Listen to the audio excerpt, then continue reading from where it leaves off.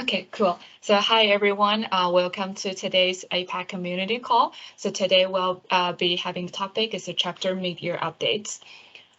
So for the agenda today, so we'll first have Christian here to talk about the ㆍOHDSI SNOMED recent collaboration announcement, and then we'll have a quick collaborator spotlight for Nicole, and then the last part, which is the main part of today, we'll have a chapter to share the mid-year updates. Without further ado, so Christian, I have the slide up. Could you please share just your thoughts or anything for the team? Can you see this? Yeah. Can you see the slide? Can you hear me? Can you hear me? Yes, I can. Okay. Yeah. Good morning, everybody. Yeah, I haven't seen some of you in a while. Yes. So just wanted to let you know it was on the ㆍOHDSI website. I think it was. Yeah, it was.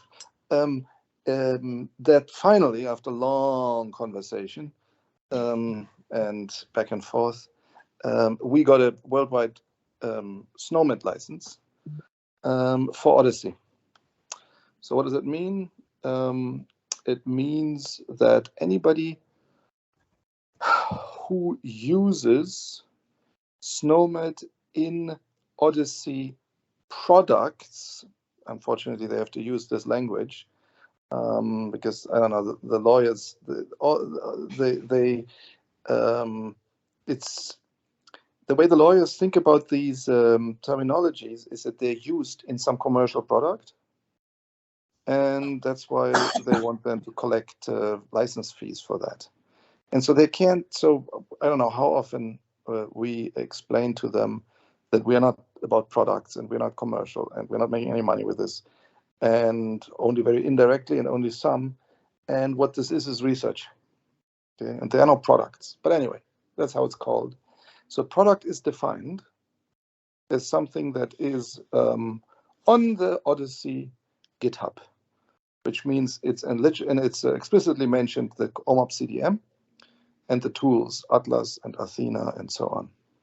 So a tool which uses SNOMED, that's the purpose of doing ㆍOHDSI research, or the data can now use SNOMED concepts worldwide, and there's a license which covers that.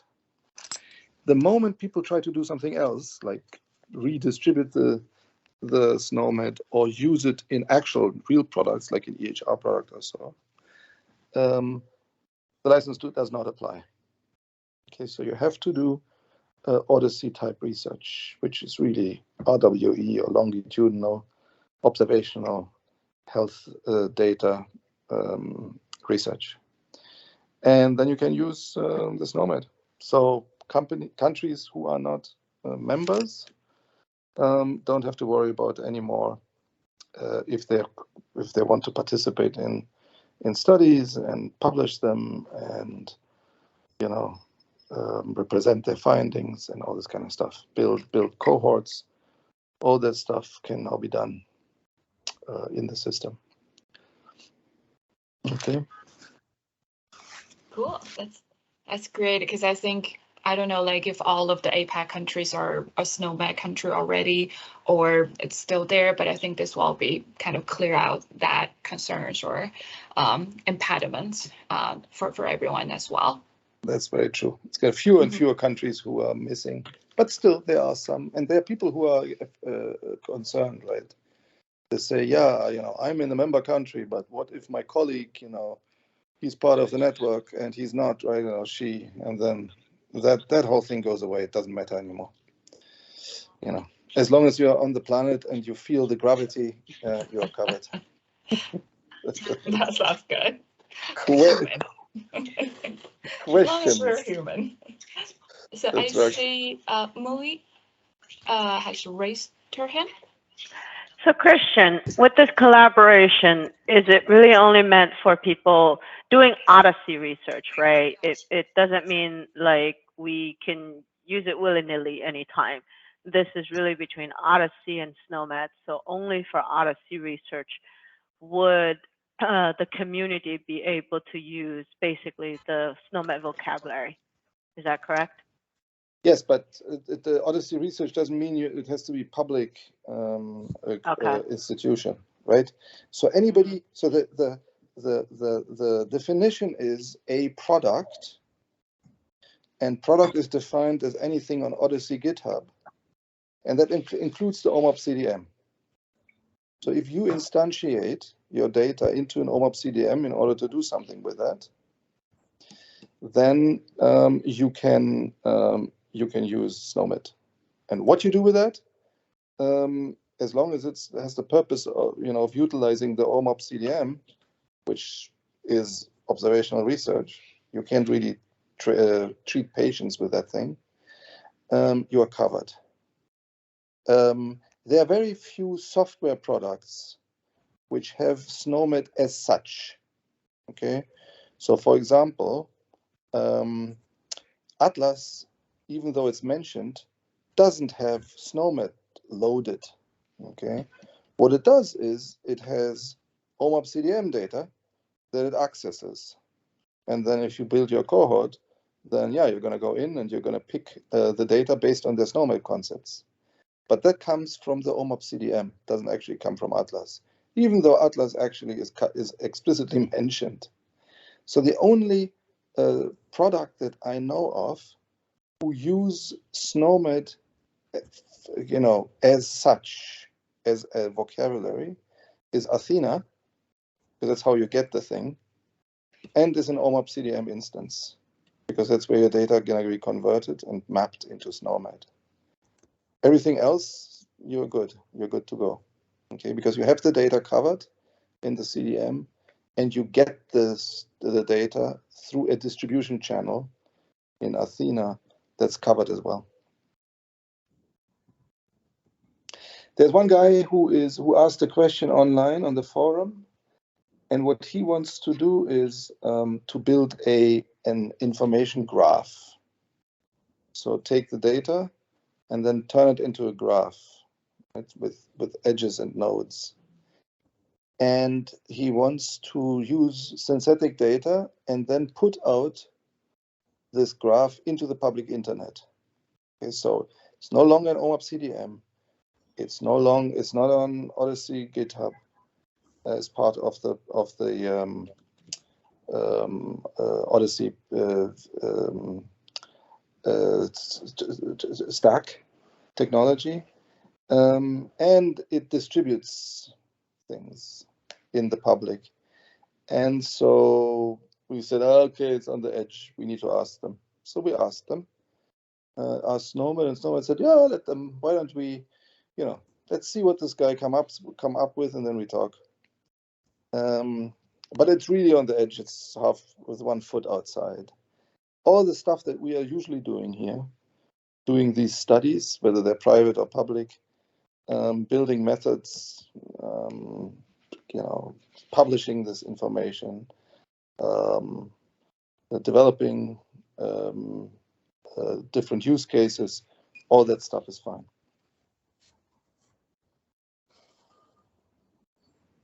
Can I ask a question? I raise my hand. Hello. Hi, Christian. Yep. Hi. Hi, This is Lei. The question is about the SNOMED different languages. If I can we translate that into like Chinese? Is that covered in this agreement? That's a good question. It's not covered by the license. We need to talk to them about translation. The question is, what do you want to do with that thing? If you want to publish it, then you have to talk to them anyway. Okay.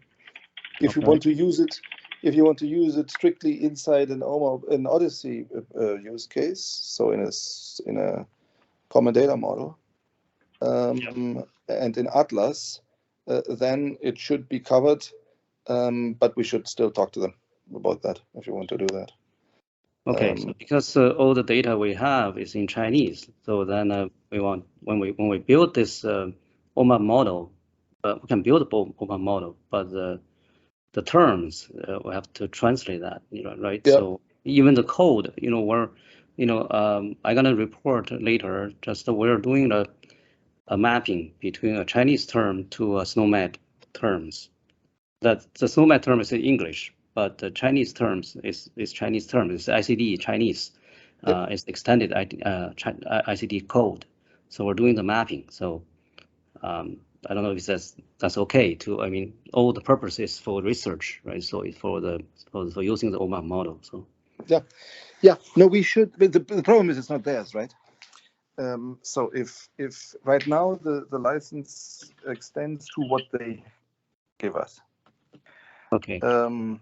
And so if you create a derivative, we have to talk to them. And I know they are picky about the languages. For Odyssey, actually, if strictly speaking, we don't care. The concepts are concepts. They don't have a language, right? Heart attack is a heart attack. You can call it with whatever language you want, but it's the same thing. But of course, you need to have a lexical representation, otherwise you can't use it. Okay, and so for that reason, translation makes a lot of sense. Yeah, this is definitely, we should talk about that and bring them in. They're very friendly to our use case, but they really are picky. They get nervous if it gets used for EHR systems. Okay, so somebody builds an EHR system, sells it to 1,000 hospitals, and they don't see a dime. Okay, that's what they're after. They realize there are a lot of gray zone situations, and not all of it is perfectly possible to perceive ahead of time, right? So every situation that could happen. But Christian, in our case, I mean, for Asia Pacific, right? Whether it be Japan, China, or Korea, we have the Chinese portion of it, or the foreign language portion, as a synonym. I mean, the actual term is still the English term. Yep. Right. So for our research, we're still using the OHDSI or the SNOMED term itself. It's just we have synonyms that people can refer to. So thus, that should be fine, right? We're not saying that we're just using the translated term by itself. And the translated term, where is the translated term coming from? It's in Athena. We do it as part. We did it as an effort as part of the China process. So okay, like I mean, it's a synonym that we created. Correct. So making databases should not be affected. Correct. We're not making databases with it. Correct. No, you're making OMAP databases, and that should be fine. Correct. We're making OMAP databases, right? Yeah. Making OMAP databases is fine because, again, it's the concept that represents the data, right? So somebody has COVID-19, and not something in a certain language. Can you guys see my screen? I don't know which screen I'm sharing right now. Yeah, yes. You see, you're showing Athena. Athena, right? Because if we look at our vocabulary, if you look under ICD-10-CN. Yeah, ICD-10 it's none of their business. Well, but maybe SNOMED. Where's SNOMED? Where's SNOMED? SNOMED. I don't think did you guys translate SNOMED? That's a lot. I can't remember if we did. Maybe we didn't do the synonyms. Did we? We only did the ones for if you filter on ICD-10 and ICD-10-CN in the vocabulary. So for those, we have the synonym of Chinese. So the Chinese is only Chinese for the ICD-CN. So just here, we didn't. Yeah. Okay. Which is okay. But it's the same scenario. If we said we were going to add a synonym, right, for the SNOMEDs, right? But again, only in here, but not for the use of building, like you said, hospital systems or anything like that. We would still be fine, right? So in SNOMED, if we suddenly had here, if I clicked on one of these, that actually made sense. We put a synonym in here. Yeah, it's not covered. I don't think they would have a problem. But if we created a Chinese derivative and distributed it to the to OHDSI folks, and they can use it in their products or in their analysis, that is not covered because it's not theirs. It's somebody else created the derivative. I don't think that's going to be a problem. If that happens, they should be happy. But they will have to. I'm sure they will want to talk about what's going to happen to that thing, and is it going to leak into the private sector who built the EHR systems. Got it. Okay, cool. Yeah. Hi, Song here. I'm not a lawyer, but generally for a license, if you make modifications from the original thing and distribute it, it's generally not covered in the. It's generally forbidden. So yeah, as Christian mentioned, it's definitely, I think, something that we should talk to SNOMED about if we want to be safe about it. But in general, that they don't allow it. It's I think a very lawyer kind of thing for license in general. Oh yeah. Correct. But again, we don't have it. But ICD-10 is really what you need at this point. It's mapped to SNOMED, but whatever SNOMED we have right now. And we shouldn't be worried about it. Should not be worried about it. So yeah, so if somebody has the ambition to do a big translation job, then let's talk to them first. And use. We have a very good relationship. They like us. We help them. There are common. There are projects together with them, particularly into things like, for example, they want to fix the devices, they want to fix the procedures and the hierarchies, and to make them more pervasive. They need help with the cancer, and so all these things we can collaborate. And what they don't have usually is access to data and use of the data, right? They don't know how, what is. They create this large corpus, and they don't really know how often are these concepts used in real life. Okay, so the fact that we have a network of data and we can just tell them, how important a given concept is of enormous value to them. So we should really use the fact that we are friends with them, and if we want to continue developing. Cool. Thank you so much, Christian. I know this is a great topic. I think everyone kind of, if you have any other questions, and I think feel free to reach out to Christian. And also we can definitely discuss more in the forum or via email. So with that, I will take the share back. Thank you so much, Christian. Okay, let me start sharing the deck again. So next, I would really love to share kind of our collaborator spotlight for this week. So we have Nicole here also joining us. So I want to kind of, I feel like everyone already knows Nicole, but just a short introduction. So Nicole has been in OHDSI for a very long time. I saw that they literally put long time, like, yes, that's very accurate, a long time in the OHDSI community. And she is the deputy director of the quality use of medicine from the University of South Australia, and also she has been really worked on different kind of for drug effectiveness and safety studies, aka and of course in the Legend initiative, and now she's also working on one of our APAC studies on MS. So Nicole, I was wondering if you could share a couple of your thoughts or experience with everyone.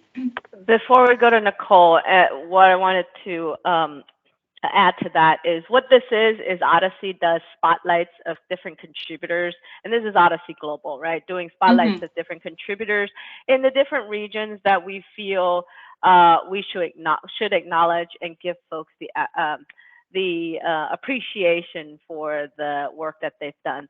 And Nicole, of course, happens to be someone who's been doing a lot of work and been very quiet in the back. And we're really, really proud to see someone from Asia Pacific being highlighted in the global, OHDSI. It was announced during the global community call.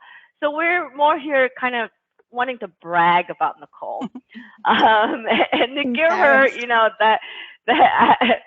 or Nicole's gonna say embarrass her. Sorry, but we want to really say, show how proud we are of someone from the community on the Asia Pacific side being noticed on the global side. So now I'm going to hand it over to Nicole.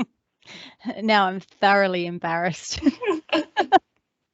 Hey, we're running out of time, so I'm not going to say too much. I just want to quickly see if I can share one or two slides, just to kind of highlight my journey in OHDSI and how exciting it can be and where it can kind of take you, and really encourage everybody to get involved in studies and be part of the community. So a long time ago in 2013, 2013, I went to the Asia Pharmacoepi conference, which is the International Society of Pharmacoepi. And at that meeting, I was presenting on a network that we had been sort of starting in Asia, which was the Asian Pharmacoepidemiology Network, or ASPEN.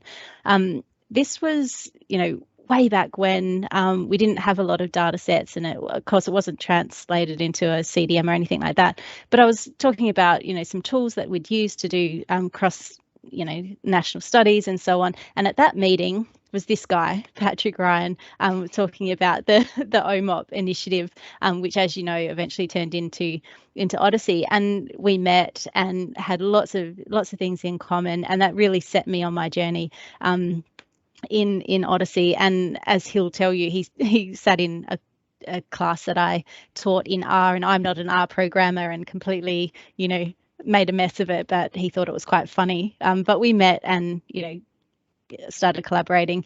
And then my journey then went on to do, lots of different network studies in 2015, the original study in 2016. Again, at a conference, we looked at treatment pathways in hypertension and so on. 2019, we did the LEGEND study. 2020 was COVID. Then we established the Australia chapter in the end of 2020, which I'll talk about a little bit later. 2021 was all about vaccines, and the UMAEA study, and which was a large, study of vaccine, study looking at the validity of vaccine safety studies, which was an amazing study.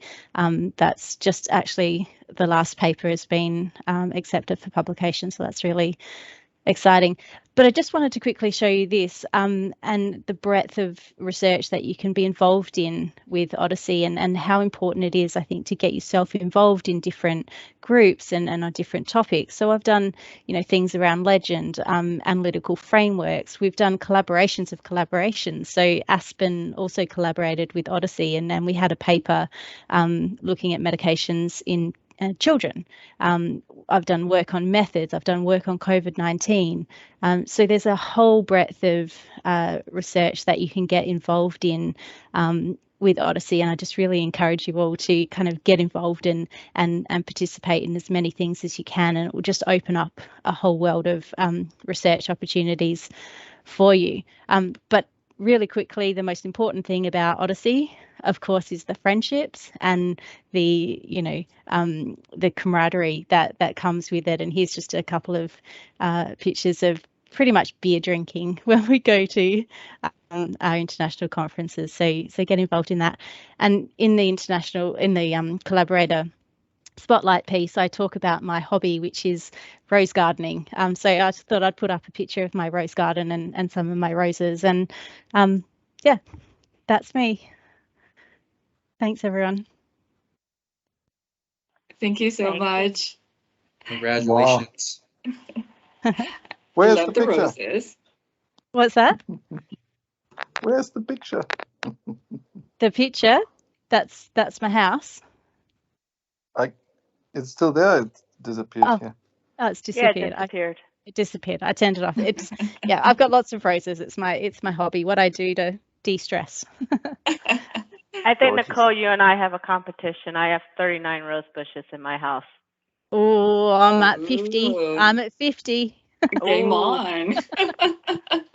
So, yeah, we're going to have a competition going, okay? Okay, we'll swap stories. Yes. Anyway, I've taken up lots of time. Let's get on to the more exciting stuff, the updates. All right, thank you so much, Nicole. So I want to say, since we have about 30 minutes left, and then we do have 6 different chapters, we'll be sharing the updates, but I definitely want to mention that we will, if we don't have enough time, we can definitely do the updates in the next community call, so that we there's definitely no need for the rush. We definitely want to hear kind of all the awesome updates from different chapters. So first one, we will have the update from Taiwan. So Jason, would you like me to continue sharing, or would you like to share from your side? From you. Is that okay? Cool. Okay. No problem. Thanks. Yeah, good. Yes. Hi, everyone. My name is Jason, and I'm from OHDSI Taiwan. And OHDSI Taiwan was established in 2020, last year. And now we have several members in our Taiwan office, including me, Mark, Alex, Benson, and the others. Next, please. Yeah, so we have a new website, and this is a link for our new website. And we are going to upload some information about ourselves and also the symposium on this website later on. So welcome to visit our website. Next, please. So because OHDSI Taiwan is become a formal academic society in Taiwan, so we can start to involve some members from many institutes. So now up to date, we have 31 members in Taiwan from many cities and from 12 institutes, including university, hospitals, and other organizations. Next, please.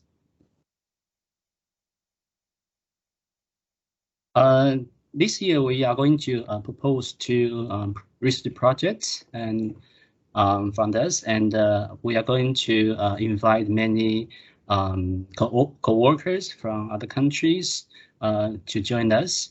And the first one will be the lung cancer, and we are going to compare the effectiveness and the safety of immunotherapies for advanced lung cancers.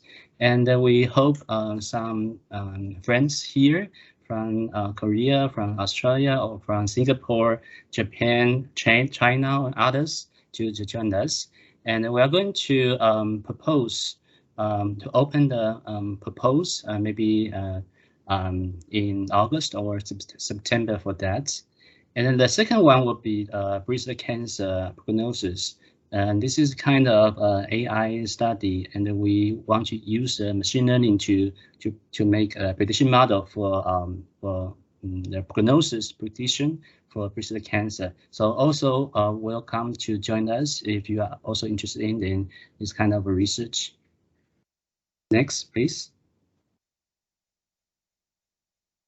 And we also want to join some this year's OHDSI APAC studies, including the first one led by Chen, and also second one led by Singapore, and the third one led by Nicole Pratt, multiple sclerosis, and also the quality assessment study.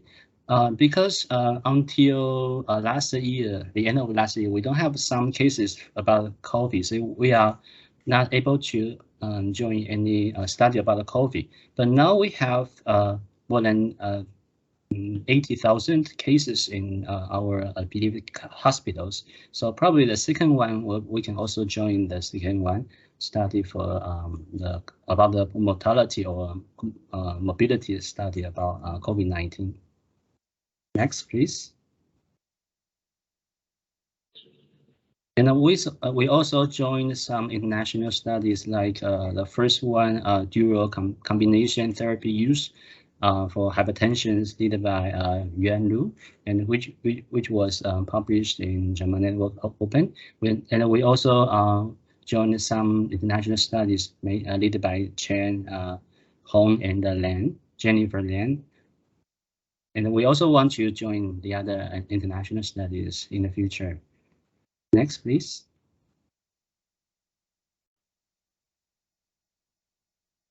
Yeah, so as you may know that this year's OHDSI APAC symposium will be held in Taiwan in November 12th to 13th, and which is hybrid, including on-site and the virtual one. Next, please. So currently, we talked about about the agenda, about the everything of this symposium by APAC Steering Committee. Thanks for all members here for this kind of conference. Next, please. So here is the draft for the program. About the day one will be the pre-conference tutorials, and we are going to have this kind of planning, including OHDSI introduction, common data model, and the vocabulary, and also 2 tutorials, including ETL, data quality, and phenotype development for the first day. Next, please. For the second day will be the main conference day, and we are going to have the opening remarks by President in TMU, and also the keynote speech by Patrick, and also the APAC introduction by Mui, researches in OHDSI APAC from about 4 research from 4 study owners, and also research by using Taiwan national data, not only about this data, and also how is the relationship between this data and also OHDSI common data model, and also how to use TMU CRD data and to convert to OHDSI formats. And also in the afternoon, we will have the this panel discussion about the dialogue between OMOG, FIRE, and HL7 and others. And also we will have regional updation and sharing and also the poster session. Next, please. For the poster session, for those people joined this year's OHDSI Global Symposium poster in the United States, maybe have a chance to repeat to have the poster presentation in Taiwan in Asian APAC Symposium, and beyond that, we also open another chance to call for abstract for APAC Symposium, and the deadline for the abstract will be the September 1st. Okay, so topics and the structures and any format are the same, totally same as global one. Okay, and the next, please. Oh, by the way, this is a paper type, not the e-poster. Okay, next one. So here are the important dates, including September 1st abstract submission deadline, and the middle of September we will notice to abstract applications, and also the end of October will be the early registration deadline, and we're going to have the conference start on November 12th. Next, please.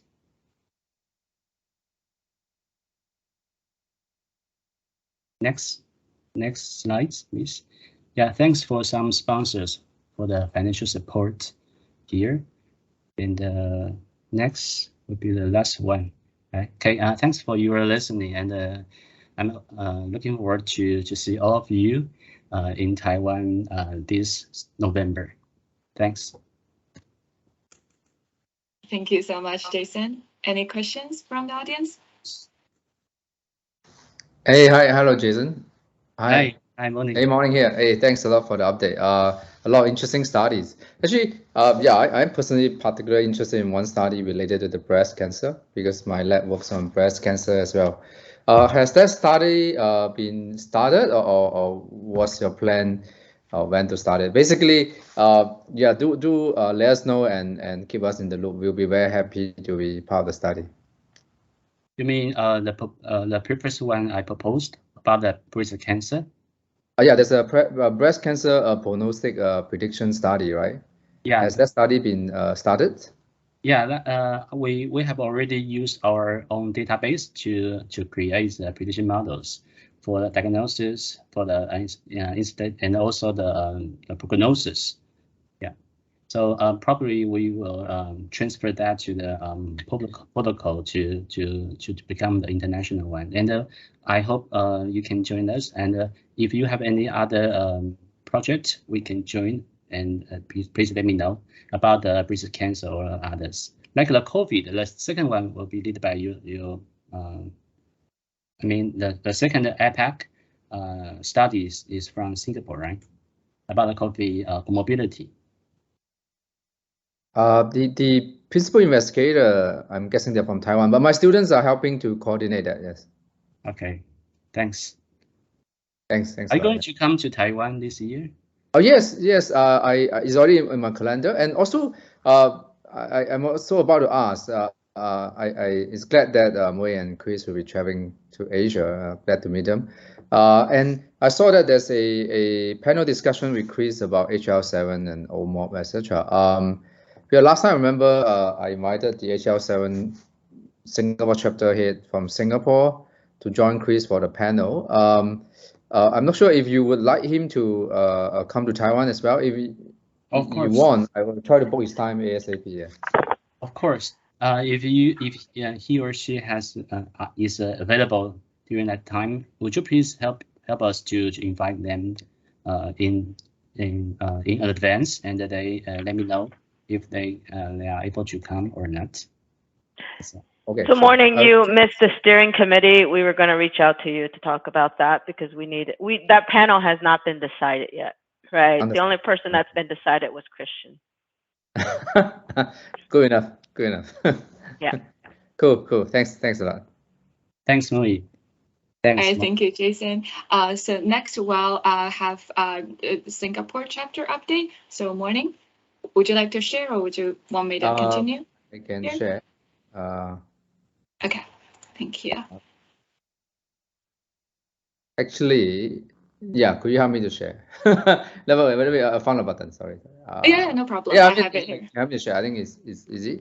Hey, hi everyone. I'm Morning here. I'm the Singapore chapter co-chair together with Dr. Nyam, who's also chairing the chapter with me. Okay. Next, please. So yeah, to begin the updates, I would like to brief everyone about the Singapore health system a little bit. In Singapore, maybe slightly different from other regions. I would say almost 90% of healthcare resources are still running in the public sector. And our Ministry of Health have decided to divide our very small island into 3 portions and basically fall into what we call the 3 public healthcare clusters.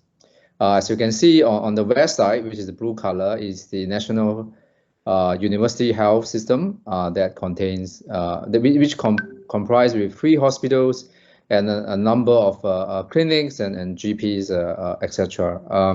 And of course, as the name suggests, it partners with our university, the National University of Singapore, and closely work with our School of Medicine in the university. So that's the west. In the middle, we have the National Health Group with a similar setup, partnering with another university, the Nanyang Technological University Medical School, co-run with Imperial College London. While on the west, as you can see, the orange color is the SingHealth cluster, also contains a number of hospitals, specialized centers, clinics, and to work with the Duke NUS Medical School. Okay, that's how our island works. So that when we name all these cluster, then you manage to get what it means. Next, please. So I will first summarize the efforts in our own cluster, NUHS. We have already mapped previously our electronic medical record data in our cluster from 2015 to 2020 to OMOP CDM. Has been running on alerts platform, allowing mainly the physicians to quickly test out their hypothesis and see whether they have been in the cohort. And since our launch last year, we already supported over 100 studies. As you know, not all of them have turned to a publication or things, but we are glad that it allows our physicians to quickly test out the hypothesis or the likelihood to conduct a study. And some of this study do turn out later on to be a formal research project. The more recent ongoing effort is that our healthcare cluster, the entire cluster, have migrated our EHR system to EPIC. Yeah, quite a interesting and exciting journey. So what happens is that now we have to map all our new data from EPIC to OMOP CDM. We have to go through that ETL process again. The good news is that through our previous efforts in ETLs to OMOP, we now have already built a dedicated team under Dr. Niam's office, the Group CTO office, for this ETL effort. And also, we are glad to find some partners that kind of face share the same pain with us. We have been very actively talking to Roger and Nicole from the Australian chapter and also University of Melbourne, because I learned that they're also using the EPIC system to see how we can work together to help each other's journey for mapping EPIC data to OMOP CDM.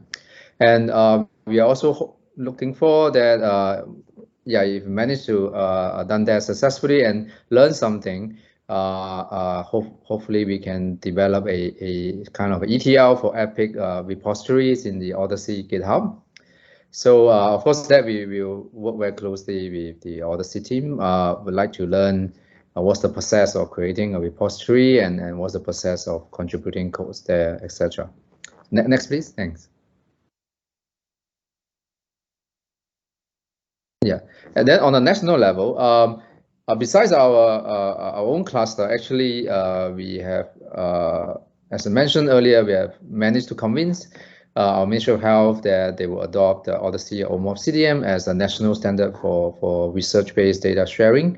So all the other clusters also have their own teams and effort for mapping their EHR data into OMOP's CDM as well. And even on the national level, under Ministry of Health, they also built a dedicated team on the national platform that mapping the national level data into OMOP CDM as well.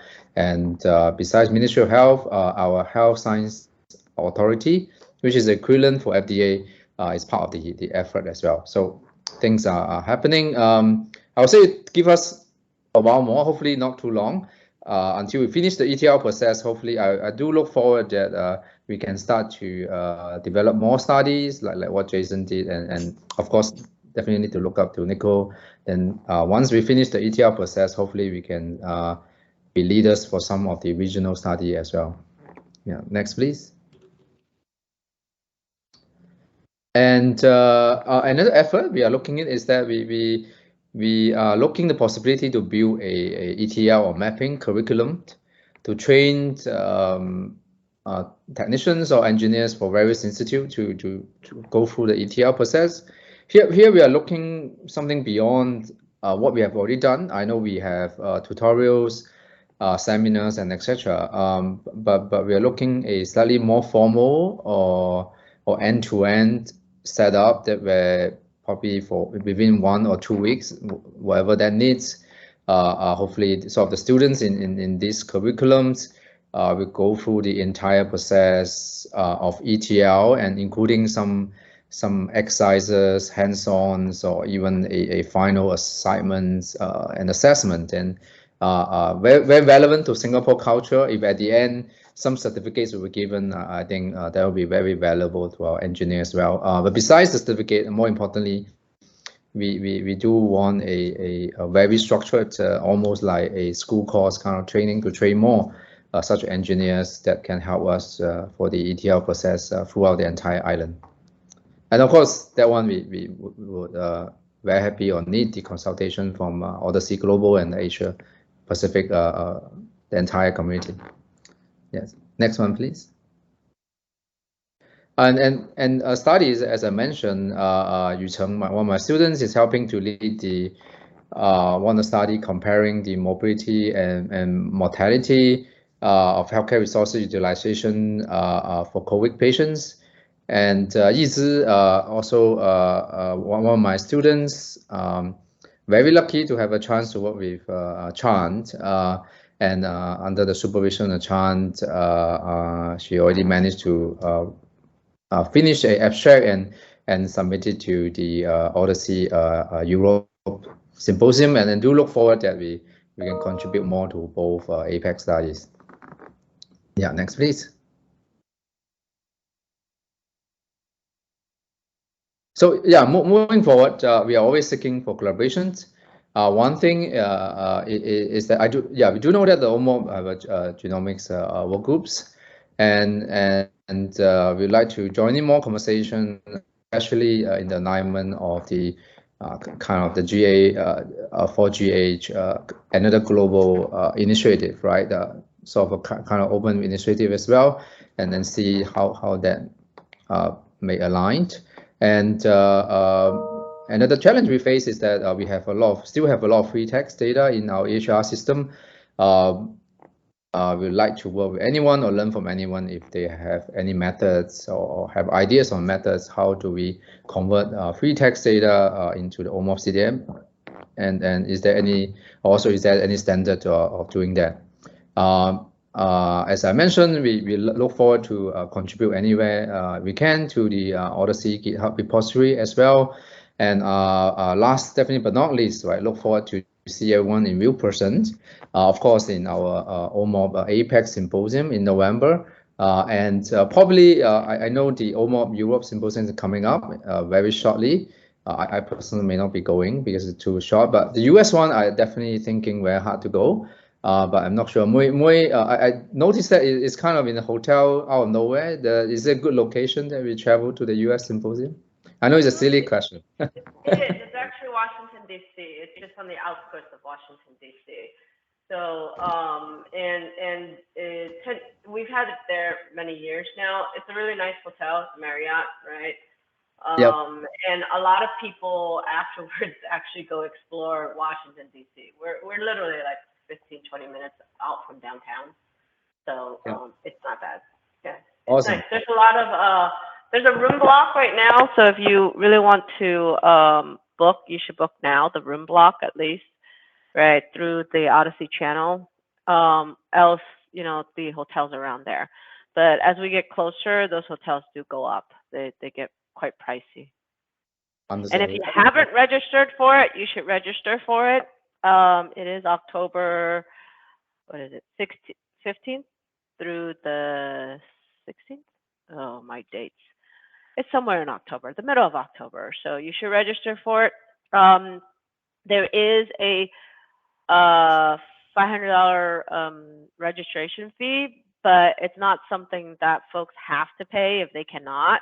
All you have to do is send an email to the OHDSI folks.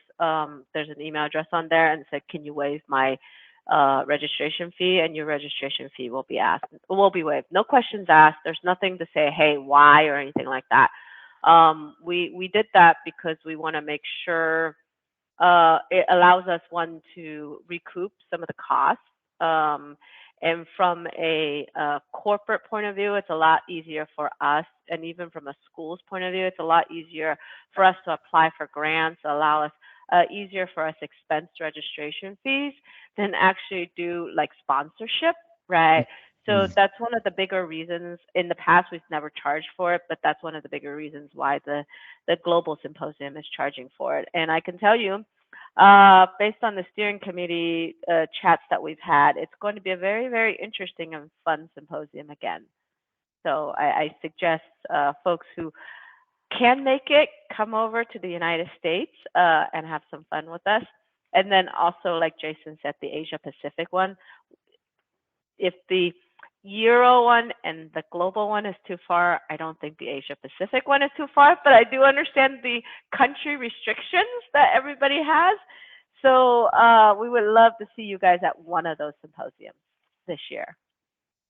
Yeah, thanks for sharing, Mary. Yeah, I will definitely join the APAC one.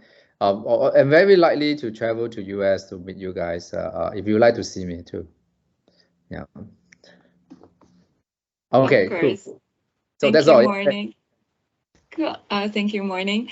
So next we'll have Japan chapter from Professor Hiromasu. So Professor Hiromasu, are you in the call? Okay, so with that, maybe we'll do that in the next call. So next we will have Australia chapter update. So Nicole, would you like me to continue sharing? Or yes, please. Yes, please. Okay. Thanks, Jing. Yeah. So I won't take very long. So this is the Australia chapter. Obviously, these were the goals and the actions and the strategies for achieving our goals that we presented last time. So really, we've got three big buckets of work. The first is to really try to advocate and strengthen some of the data sets that we have mapped to OMOP here in Australia. And I'm going to talk a little bit about that.